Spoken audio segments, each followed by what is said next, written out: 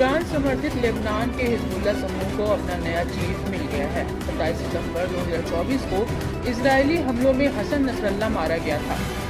इसके बाद से हिजबुल्लाह समूह के मुखिया का पद खाली पड़ा था। इसके बाद हाशिम सफीउद्दीन को हिजबुल्लाह का चीफ बनाया गया था, जो अपने पद पर रहने के कुछ दिनों बाद ही एक और इजरायली एयर स्ट्राइक में मारा गया था।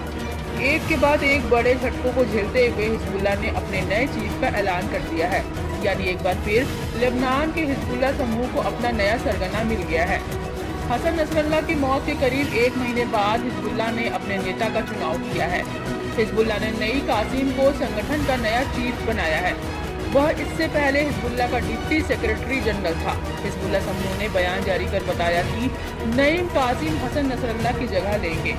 हिजबुल्लाह जीत हासिल होने तक हसन नसरल्ला की नीतियों पर काम करते रहेंगे। अल अक्सा और फिलिस्तीनियों को अकेला नहीं छोड़ेंगे। हसन नसरल्ला की मौत के बाद से नईम कासिम हिजबुल्लाह के कार्यवाहक नेता के रूप में काम कर रहे थे।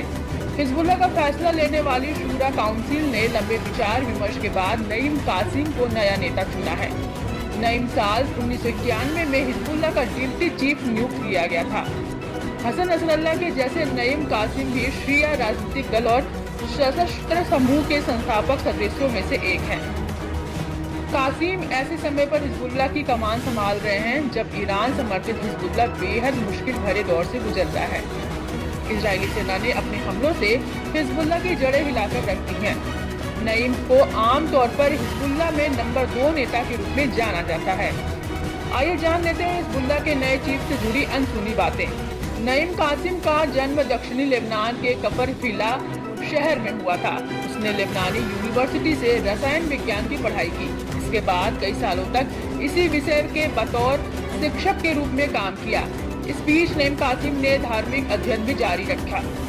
उसने लेबनानी फॉर मुस्लिम स्टूडेंट्स की स्थापना में हिस्सा लिया। यह संगठन छात्रों के बीच धार्मिक पालन को बढ़ावा देने का काम करता है। नईम कासिम पर अमेरिका ने प्रतिबंध लगा रखा है। अमेरिका समेत पश्चिमी देश लेबनान के हिजबुल्लाह को एक आतंकी समूह मानते हैं। गौरतलब है कि इजरायल ने लेबनान में एक्टिव चरमपंथी समूह हिजबुल्लाह की कमर तोड़कर रख दी है। इजरायल ने पिछले 6 महीने में लेबनान में हिजबुल्लाह के खिलाफ जोरदार अभियान शुरू किया था।